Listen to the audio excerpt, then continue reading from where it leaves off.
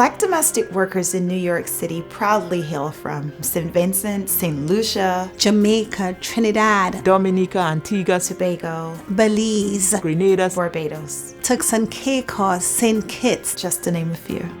There are over 200,000 domestic workers in New York City, and a lot of them are home. We are just a collaboration of black women, proud and strong, to make this country what it is. We surveyed hundreds of Black immigrant domestic workers in New York City, and the results speak to the issues domestic workers face and the need for change.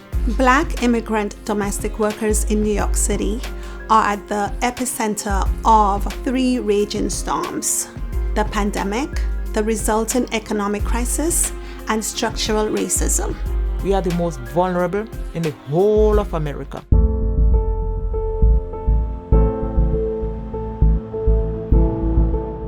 "62% of Black immigrant domestic workers in New York City have either been fired, have fewer work hours, or less pay, regardless of their immigration status." I think I was the first person to be fired because of the coronavirus, and from that time to now it's been 3 months. I haven't had a paycheck. For a lot of us, it is paycheck to paycheck. By the time you do all your necessary things, there's usually no money left over. We have no safety net, none at all. It's heartbreaking to know 80% of undocumented workers will not seek government assistance because they're afraid. We are afraid to go and ask questions. We are afraid to go and ask for help. Domestic workers are going to work during this pandemic, but the majority of them are not provided with personal protection. 75% reported not having personal protective equipment from their employers, forcing them to work in unsafe conditions. They didn't say come in for PPE. They didn't say we're going to mail it to your home. I am worried about going back to work.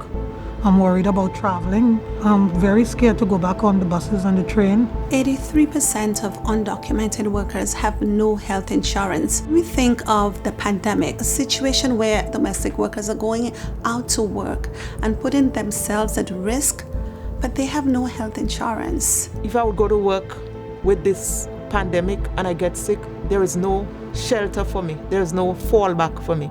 I have to fight it from my pocket. Because of this whole thing, you see how left out domestic workers are, immigrants are. We are getting no help, nothing.